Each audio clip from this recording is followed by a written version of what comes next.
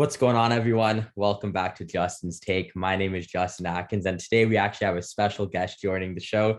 Here's my bro, Floyd. Hey, what's up, everyone? My name is Floyd Watts, and I'll be on the podcast today with Justin. Thanks for having me, bro. Yeah, no problem, bro. We're both big Manchester United fans. It's no secret if you know us. And it's been a pretty, lackluster and disappointing season, to say the least, eh? The horrible season so far. Yeah, so we do got a lot to talk about. Thanks once again for coming on. And yes, I feel like we shouldn't delay it. Let's just talk straight about that Liverpool performance that happened this week. I want to get your thoughts on that game.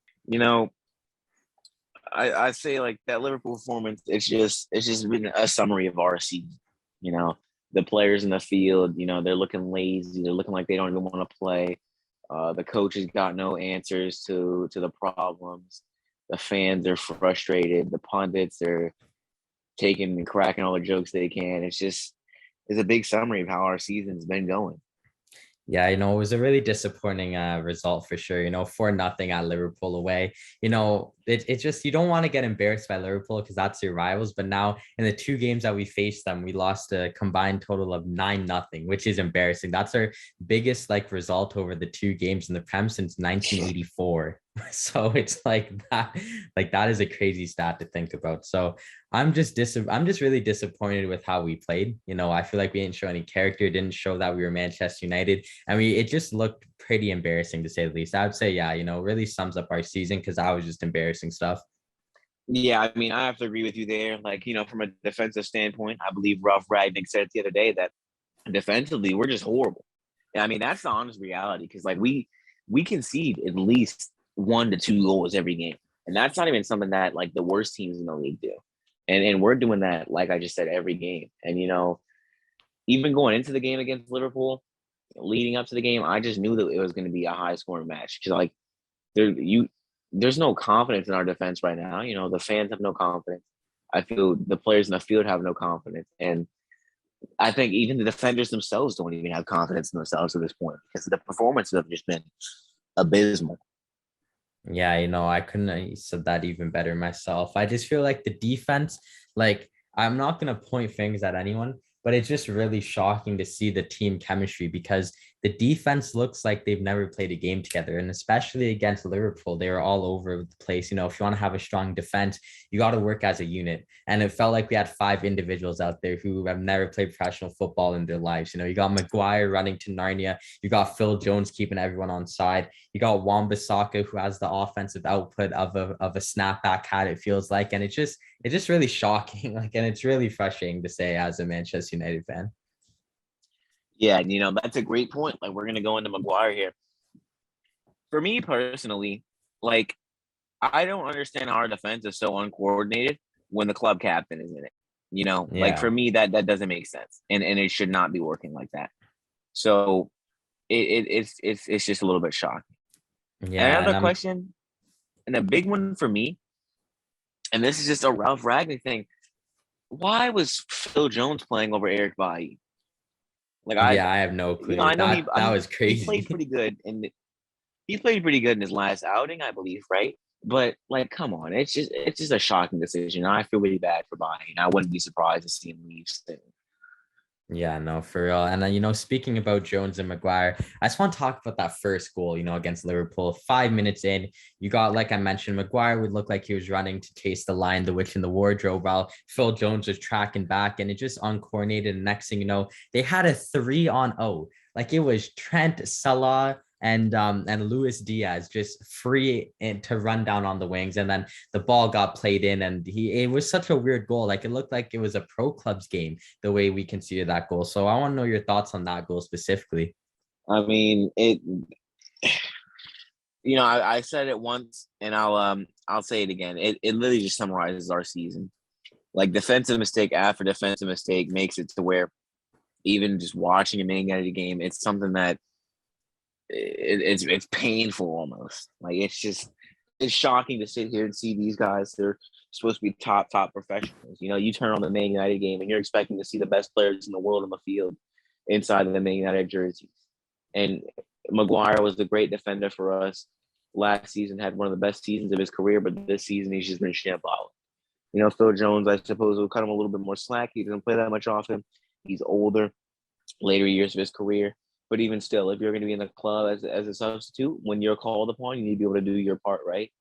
And it's just a reality. We don't have players that are doing their part right now, and it's especially apparent on the defensive end. And these goals summarize it. And I feel very, very bad for De Gea because De Gea has been a strong performer for us this season. If, in my opinion, he's been the best player in the club, and all four goals, there's nothing he can do about it. He's just hung out the drive.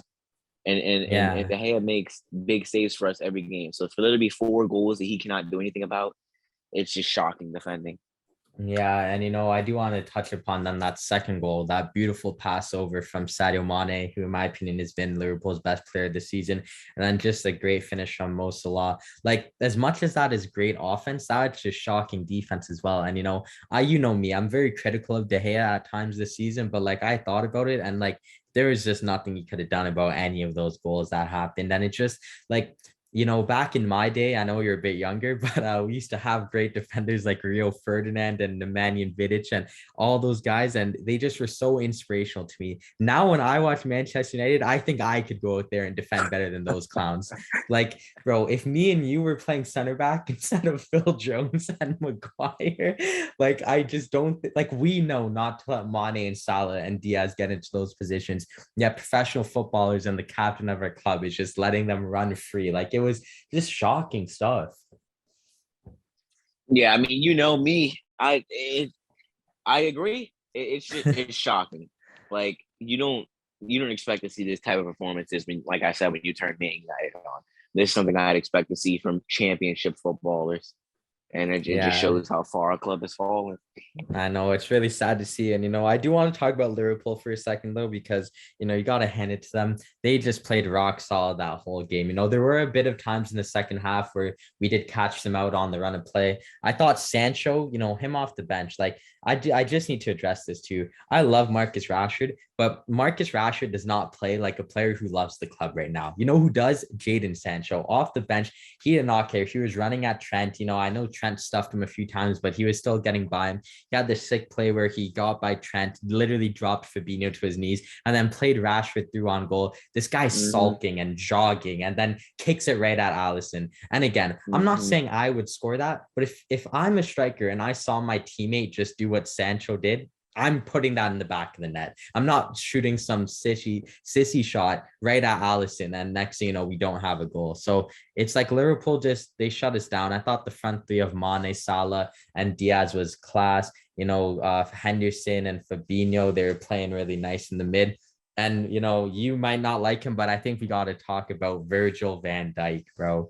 This guy he just killed us that whole entire game. Whenever we even had an attack, we barely did, but when he was called upon, I thought he was solid once again.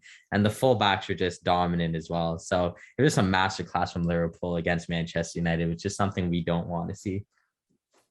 Yeah, well, it's just a Man United team that they just look like they don't even want to play the sport. Like Yeah. they look like they're just ready for the season to be over. They're struggling mentally, and it's a big thing. Something that's pretty overlooked as professional athletes is the mental aspect of the game. But it's very, very apparent to see week in and week out that these Man United players they're just ready to be done for the season. The coach is not the best. They're getting berated by the fans and the media every day. And on top of that, they're not performing. And the club is in the worst position it's been in since Ollie was our coach. And it's Yeah. just it sucks. But for me, I think our season is practically over. We're not gonna do anything big this season. I think we're just playing games because we're on the schedule at this point. And it Yeah. sucks to say that and it hurts to have to say that, but that's honestly how I feel. Yeah, I know. I feel you too on that one, bro. And it's just really sad because, if you look at Liverpool and what they've done, like with the money that they've got, they've just been so much better at spending their money and recruiting players and bringing up players. Like we paid 80 million for Maguire, who probably belongs in the championship, and yet they paid less for Van Dijk, who is arguably the greatest defender in Premier League history. Andrew Robertson, they got for less than we paid for Alex Telles, I'm pretty sure. So like that says a lot, Yeah. and it's like Even their front three, I think we paid more for Jaden Sancho's a talent and he's for the future. Don't get me wrong. So I'm not even trying to diss him, but we paid more for Jaden Sancho than Liverpool did for Mane and Salah. Like, I'm pretty sure I'm right in saying that, which is insane to say. So it's like horrible business by us has been leading us into the ground over the past, 5, 6 years, while Liverpool have just been on an upward trend. And it's like they have a chance to win the quadruple this year, which is crazy. I don't think they're going to, but like they could walk away with some trophies. Yeah, we can't even win a semifinal, let alone win a trophy. Well, the thing for me is that I feel like the difference is that over those years they've had one manager to stick by, Yeah. and we've had multiple. And over the past few years, obviously Ollie was our coach, and he was building a nice little thing. We were progressively getting better every year. We weren't quite there yet, but we were getting better every year steadily. And you could see all the players that he bought coming together and making a team. But I feel like we put ourselves right back down to square one after we sacked him, because he bought a few key components of his team. Sancho, Ronaldo, Varane this summer. We're all excited. We're thinking, oh wow, we're going to take his next big step. And now everything's out of place again because we lost our coach, and we have no, we're like a ship without a captain right now. It's a bunch of top quality players on the roster, but with no real idea of what to be doing. Yeah, no, I definitely agree. And I wanted you to talk about the captaincy. And like, I first want to start off with De Gea. Now, you know me, I've been very critical of De Gea all season. I've said that he should go, this and that. But I think Liverpool made me realize that, the reason why it's such a disarray at the back is not De Gea's fault. And it's because of Maguire. Maguire might be the worst captain in Manchester United history. And I'm not even saying that just to be that guy, but he can't control the back line and the box is never in array. And you could maybe say that De Gea should be controlling the box. And I know you play goalkeeper in real life, so maybe you could relate to that a bit more. However, in my opinion, if the center back in front of you is the captain, that should be his job. So I can't even put that blame on De Gea anymore, to be honest. And I just think like Maguire, I don't even care if it's reactionary. He just needs to go. Like I can't do it with him anymore at the back, especially as club captain too. I heard some rumors that Eric Ten Hag might be wanting to strip him of the captaincy. And, as long as Maguire is the club captain, I'm going to back him and support him through the tough times, thick and thin. But I honestly would not be surprised nor necessarily opposed to him losing the captaincy. Now, as far as him going out of the club, I don't know. I think we should, it's obviously really disappointing what he's doing right now, but I think give him another year, see what he's going to do under the new coach with a new project. Because under Ollie, he was a solid center back, and I think he's really struggling under Ralph. Ralph's tactics are not the best for a center back that plays Maguire style, and that's very apparent with the performances. But I think we give him another season, like I said, and if he's feeling as bad as he is around this time next year, then he shouldn't even be in the starting 11. Maybe not even in the team that goes to the stadium. Yeah, but I don't know, man. Like it's just a hard one because if you look at Manchester City, we all like growing up, we always clown them for signing center back after center back. But if that, in retrospect, like I can't blame them. If you didn't play good, you were out because that club would spend the money to get their team and their club at the best. And I personally don't agree with all the shady business that they've done. However, if John Stones isn't doing the job, then Laporte is coming in. If Laporte is not cutting it, then Ruben Diaz is coming in. But on their day, all three of those center backs are very good. And like, I'm probably taking all three of those guys over Maguire. So it's like the squad depth and like I just feel like Maguire is very like complacent and he's very like privileged, if you will, especially saying to the media, oh well, there's a reason why I'm in all the teams. Well, you don't play like it. It's like you should be playing like you're the best player on the team. Yeah, you're week in week out the worst player on the starting 11, and it's just really hard to see. And I'm personally like I'm done with him, bro. Like I can't do it anymore. And I've defended him in the past, but I just think he has to go. It's interesting that you say that because it's actually a solid point. Because that's one of my most concerning things is going to be our roster and squad depth. Because going into the summer, when Ten Hag gets there, it's not looking like we're going to have a lot of. We're not going to have a complete squad. We're going to be missing a lot. So before we even begin to rebuild, we're going to have to fix up what we have and then make it better. So I think it's Yeah. going to be a really, really difficult summer. And unless we get a big transfer window, I don't think we're gonna be a top team for any time soon. And you never know with the Glazers whether or not you're gonna get something. So it's just one of those wait and see type of things this summer. Yeah, speaking of the Glazers, it actually, makes me very upset of how they treat Manchester United compared to the Tampa Bay Buccaneers. Now, I'm a big Tom Brady fan. People watching at home know I'm a big Tom Brady fan. And they were literally nicknamed the Succaneers, and they got out and got Tom Brady. They spent the cash.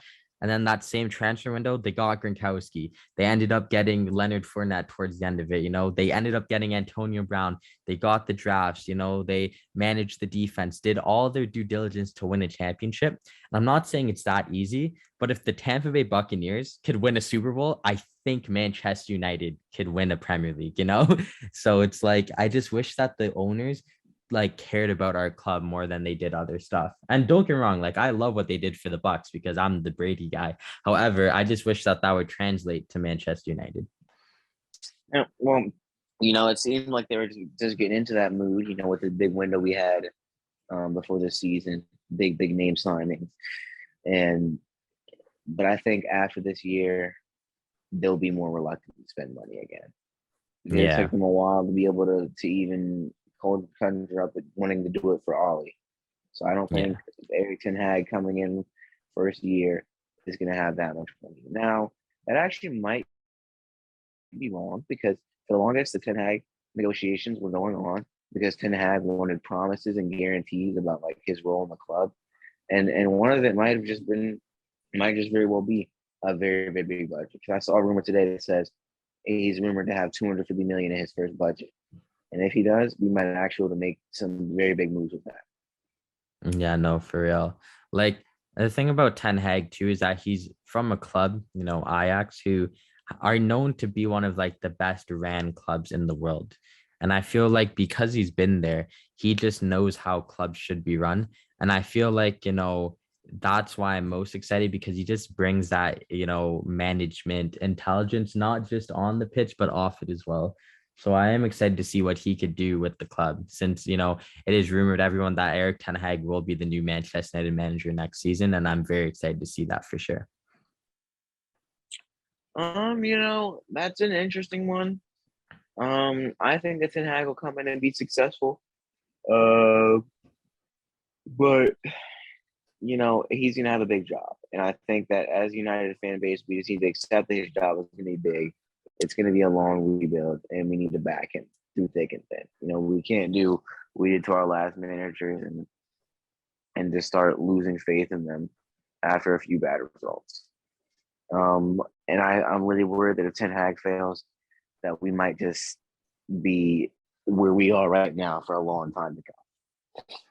Yeah, I feel like when we had like Jose Mourinho and Louis Van Gaal, it was like if those managers couldn't succeed, then like how could anyone? But I think the thing when about them is that they took over the club in like a weird time, in a time where it was like we're not used to this. But now that like we are used to being mediocre, I think we now know what it takes to actually, compete and get back at the top. And I feel like a lot of it has to do with the players who you bring in and the players who are currently in the team. Because like, I thought about something, right? Like if I was a youngster, like an experienced player, and I personally got signed by Manchester United, I would be crying. Like I'd be tears of joy. Like I'd be so happy. It's like a dream come true. It's the best club in the world. And I would want to do everything I can for that club. But I feel like majority of the players at the club now just don't really care to be a United player. And I think that's kind of the problem. Yeah, it does seem that way a bit because, excuse me, on the field it's very, very easy to notice when someone's like working really hard and really passionate. And at the moment, we don't really have anyone like that. Yeah. Like we have Ronaldo when he does play. He usually puts in a performance and he's quite passionate. And De Gea is as well. But these are two people that have been here the club back when Sir Alex Ferguson was there. So they're gonna have that. But all the rest of the players, it's just a bit shocking for me. And the one who's most surprising for me is Marcus Rashford. Marcus Rashford, one of the most passionate top professionals I've ever seen. I mean, United kid in my life, and all of a sudden he's really struggling, and I really really hope that he can get back to his best. Yeah, I do agree with you there. Like Marcus Rashford is one of the key reasons why I feel like this season failed because, he's a player where it was like on paper, if we're gonna have Rashford, Ronaldo, and Sancho as the front three, that's deadly. But I feel like him alone, his performances, his attitude, his body language, it just really cost us. And like I love Anthony Elanga. Don't get me wrong, he's one for the future. But like if Anthony Elanga is showing more passion and class and like willing to be great for the club than you, then there's a problem. And I don't care what anyone says, bro. Like Alanga is a very smart lad because since he's gone to the team, all he's wanted to do is be like Ronaldo. Like he's replicated everything that Ronaldo does. I even saw a video where Ronaldo was running off the pitch at halftime and everyone on United was walking off except for Alanga, who was like following him. So it's like I'd love to see stuff like that. And I wish Rashford was the same, because it's like, how can you be the next big thing at United and yet you want to sulk around and just have horrible body language? And that's just something that I hate to see, to be honest. Yeah, I mean, I understand, and for the most part, I'm gonna agree with that sentence wholeheartedly. Yeah. It's just really shocking, bro. But I think, we have covered the basis of the season. I'm sure if you're a football fan at home, you've probably heard this millions and millions of times so far this year. So I do want to ask you now, Floyd, going forward in the season, it's not apparent that we're not going to win anything this year. Everyone knows that. So it's only room for improvement, and that is in the summer. Now, the transfer window, we will see players come in and we'll see players go out. So I do want to talk about some of those guys who you want to see. So first, who is someone who you want to see leave the club? That's a tough one. Because I like to be loyal to the players in the club, but I think that it's time for guys like Phil Jones to go. The name Matic obviously said he's not renewing. Cavani's gonna leave. Um, Let me continue to think here. Thinking about who should leave has really just made me remember Daniel James and how I always said he shouldn't have left. And I still to this day don't think he should have. Bad piece of business by Man United, in my opinion. But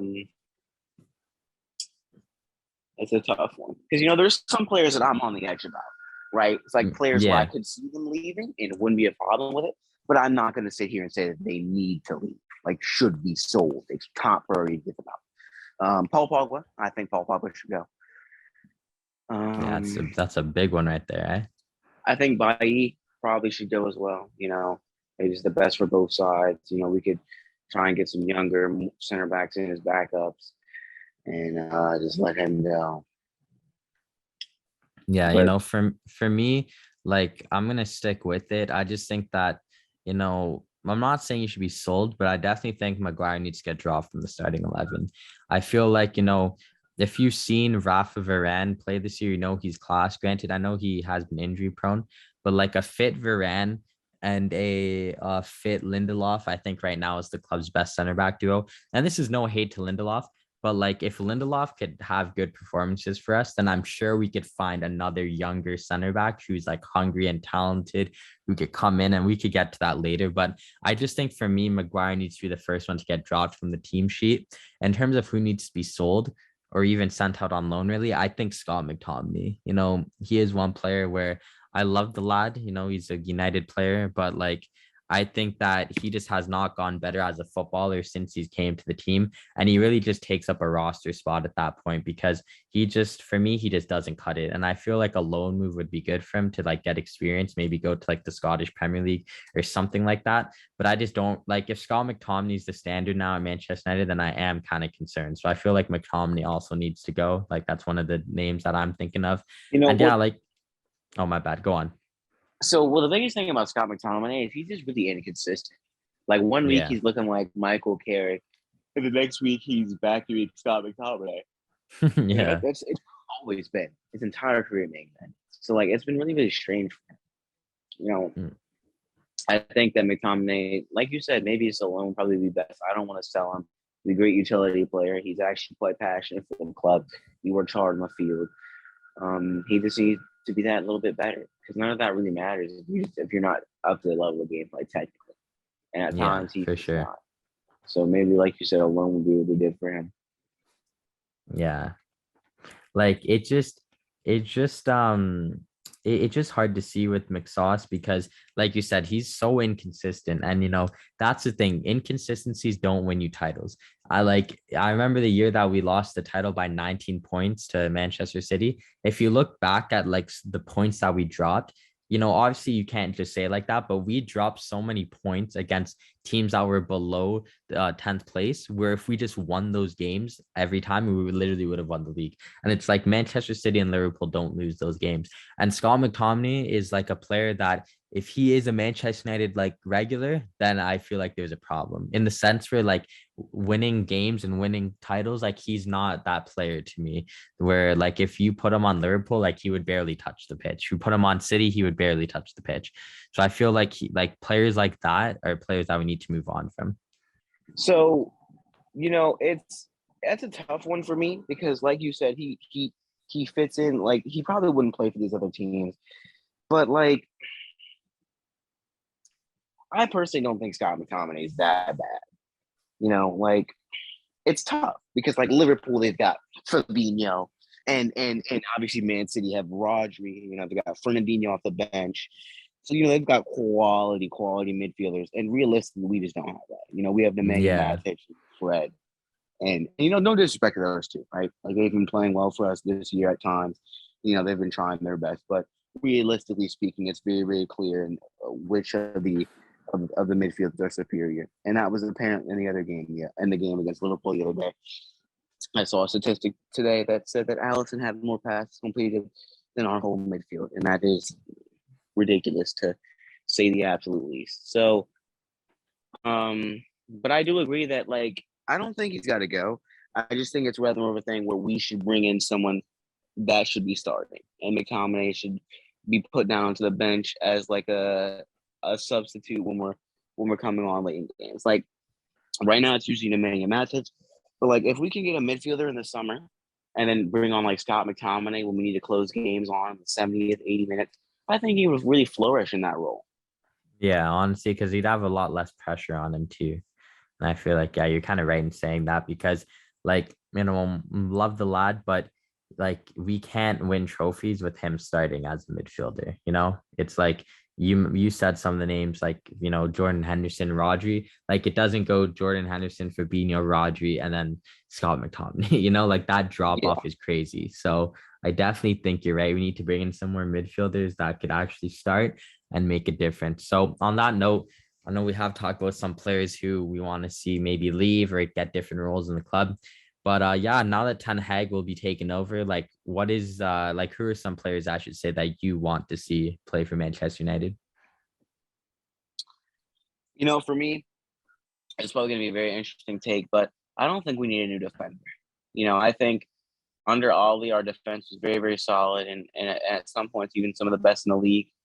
Um, so I think that defensively we'll get a lot better once Ten Hag comes in and we have a set defensive shape. We're not switching our defensive shape mid-season. Once we have a set defensive shape with a coach who has plenty of time to a whole preseason to get his defenders knowing what he wants them to do, I think our defenders will get back to normal. Because let's not forget that Maguire and Shaw had top quality seasons right before this year, and even towards the beginning of this year. We still got Wan-Bissaka and Bello, two players that on their day, once they find some consistency, can be great players. And obviously we've got Rafael Varane as well, who's always going to be good no matter what. So I Yeah. think the biggest thing for us is one or two midfielders, and we need a winger / another forward. Yeah. Ronaldo's I 30, hear that.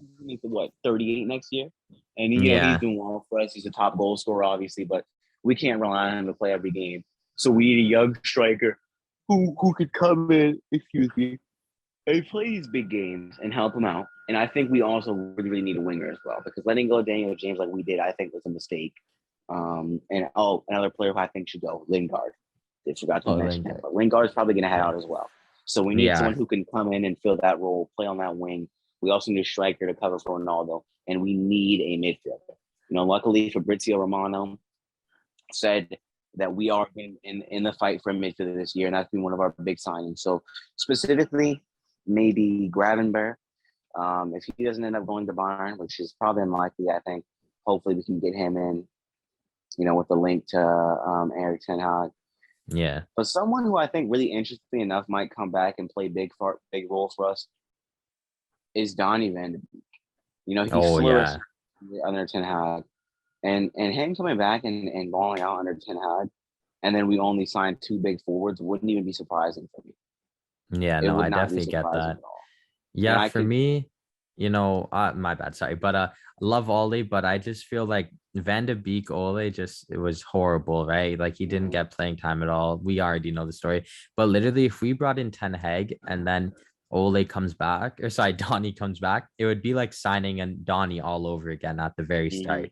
Like this world class, young midfielder, great energy, amazing press, could go box to box. Like we need someone like that, and I feel like Donny Van de Beek under Ten Hag once again could prove that he could be that guy. mm, I agree. Yeah. So speaking specifically as far as the forwards go, we've been linked with his name just slipped my mind. That young forward, the young forward who we're supposed to be looking at for about like 40 million fee, I believe it was. I think you'll probably know who it is because we've been heavily linked to him recently. I forgot his name. Are you talking about Nunes, bro? Darwin Nunes? Because Yeah, we're yeah, always linked to yeah, him. Yeah. exactly. So Yeah. I think he'd be a top quality signing. On the wing, maybe yeah, he slipped my mind again. My mind is falling apart right now. The Ajax winger. Anthony. Yes, him as well. If Yeah. we can get Anthony for like 50 million, like maximum, I think he'd be a great signing. Because we've been linked with him a little bit, and I've heard like outrageous fees, like 80 million, like 70 plus, and that's just outrageous. I don't want to pay that much for him. But if we can Yeah. get him to like a 50 million, 40 million kind of deal, maybe 60 at the max, then I could see that being a quality signing. Um, we've got Sancho. Hopefully, Rashford can find some form next season. I've got confidence that he will. Martial, because he's going to come back. Maybe he'll play. Maybe Ten Hag will get him out.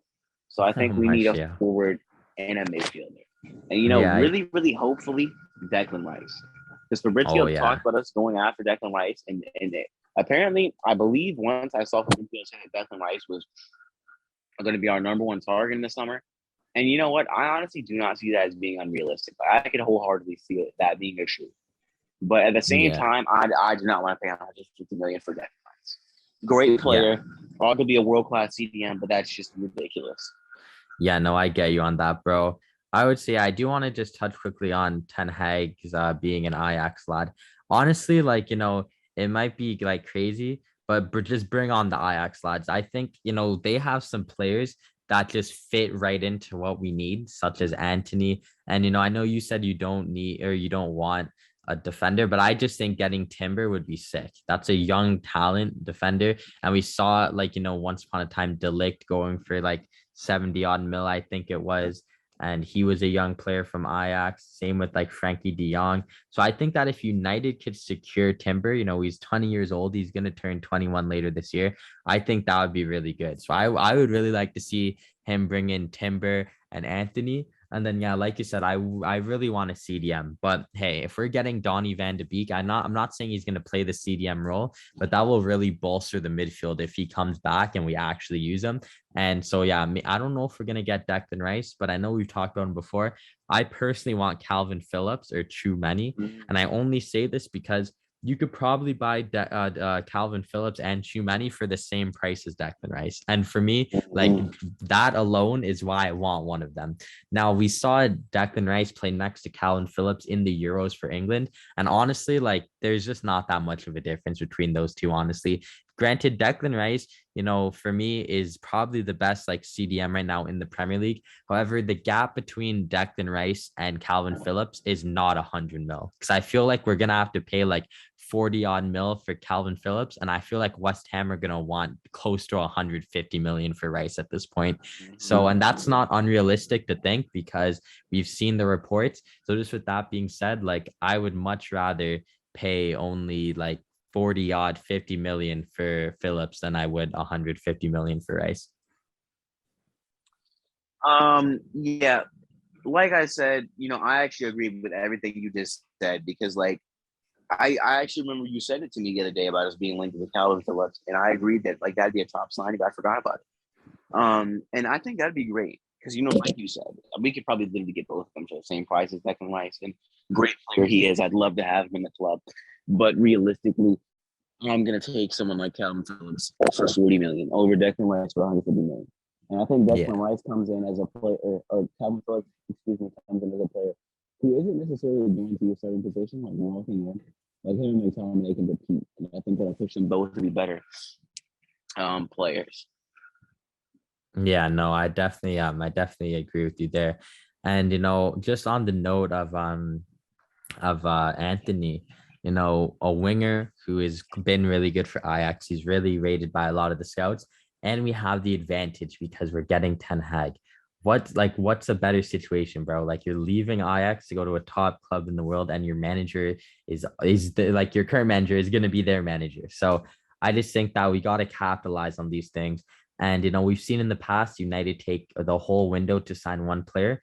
I want to see us get these deals done in the first month. Like once July hits, like I want us to have, let's just say we sign like 6 players in total. I don't know if we will, but if we make 6 signings, because Ralph Ragnick said something similar like that today, I want at least 4 of them done in the first month, bro. Like I don't want us wasting time. I don't want it to come down to deadline day. I want us to get these signings done now and like as soon as possible. And I feel like, some of the names that we've mentioned, I want them like right away. Yeah, that waiting for deadline day has been a reason that we've been spending so much money. Because just like in the example of Maguire or the example of Sancho, we waited so long to get these. Well, I mean, obviously we got Sancho for a little bit cheaper, I believe now. But like waiting till deadline day, it makes it a lot harder to negotiate with these clubs, especially for the kind of players that we're looking for. Yeah. The instant impact players that we're gonna be taking off a big roster. So I agree. Like I want to see some urgency from the club. I want to see, effort. I want to see that they care. Get these things done the first month. Yeah, no, for sure. And I feel like, we're gonna need to see it because Ten Hag's not gonna mess about. Like, granted, I know just the Eredivisie, but like he's a guy who's winning trophies right now. So it's like if he's gonna leave that, why is he gonna, mess around? So I think he's gonna be very committed to get some things done. And yeah, honestly, like I'm excited to see what we do in the window because with Ralph Ragnick becoming our technical director, he's someone who knows the game and someone who knows like, you can't mess around. And I feel like he's going to be willing to spend the money as well and advise the club to drop the bans. Yeah, I mean, I'm not gonna lie, you did cut out for me at the end there. If you could repeat the last part that you said. Oh, no worries. Yeah. I said, if you're going to have someone like Ralph Ragnick be the technical director who knows ball, I think it'll be really good, cool to see him because I think he's going to advise the club to spend the money and bring in these players that he thinks would fit the system best. Yeah, that's actually a really big thing because like him being, I haven't been the biggest supporter of Ralph Ragnick. I think he's done not a great job at all. But that's not wholeheartedly up to him. It's a bit difficult situation to be in, and I don't think any coach in the world would do good with a squad playing the way we have right now. But him being in that position as like a consultancy and also like having coached the players and knowing everything about them is such a plus for us. So if we genuinely listen to him, take his word, with the new manager coming in, we're a whole new staff, him in that position, and now all of our like scouts and everything changing. Hopefully, we can genuinely begin to start making progress and seriously pushing to get back to the top and be at the top of Europe again by 2, maybe 3 years maximum. Yeah, no, I definitely agree with you there. And I just think that, there's a lot that needs to be done. And we've seen it this season because it does not look like we could compete for a title right now. However, Ten Hag, I think, is the right guy for the future. And it's going to come down to, the upper management. But like you just mentioned, if Ragnick's going to be there who actually knows the players, that's a huge advantage for us. And I feel like only good things should happen from here. Yeah. So I think that could be something big, but that also could mean, well, yeah, no, I think it can only really go well. I don't see any negatives coming from that. Yeah, and I think we're good. We just need to bring in the right players, get rid of the right players, trust the management. The board needs to be on board with what we're doing, and I think that slowly but surely, I think this club can get back to being the greatest club in England. And I think we will be winning English Premier Leagues once again. I really do hope so, because the thing that exact sequence of sentences that you just said, we've been saying that for years. I and know, and yeah. but I genuinely do hope that this is the time where it actually does become a reality. Yes, for sure, Floyd. So yeah, I think on that note, bro, we haven't talked for a while. I think we did cover everything. Thank you once again for coming on to the show. I appreciate it. But do you have any last minute thoughts on Manchester United? Um, we just need to get it together. Being a Man United fan right now is very uh it's saddening. It sucks and it really hurts me to see my club like this. At times I even ponder if I want to turn the game on because I know I'm just gonna be disappointed. So hopefully we can get back to the top very, very soon. Very well said, sir. Yeah, thank you once again, Floyd, for coming on. I really appreciate you doing this for me. And I think that's gonna end off the segment there. All right, bro. Thank you for having me. Yeah, no worries. Thank you guys for listening. And yeah, I hope you guys enjoyed a little discussion. Hopefully, we could have Floyd back on for a future episode if you're willing to come on and we could talk about other things like the NFL and the NBA. Hey, I'm always available. Just let me know. Sounds good, bro. Okay, yeah, thank you guys so much for listening. My name is Justin, and that was Justin's take. Have a good one.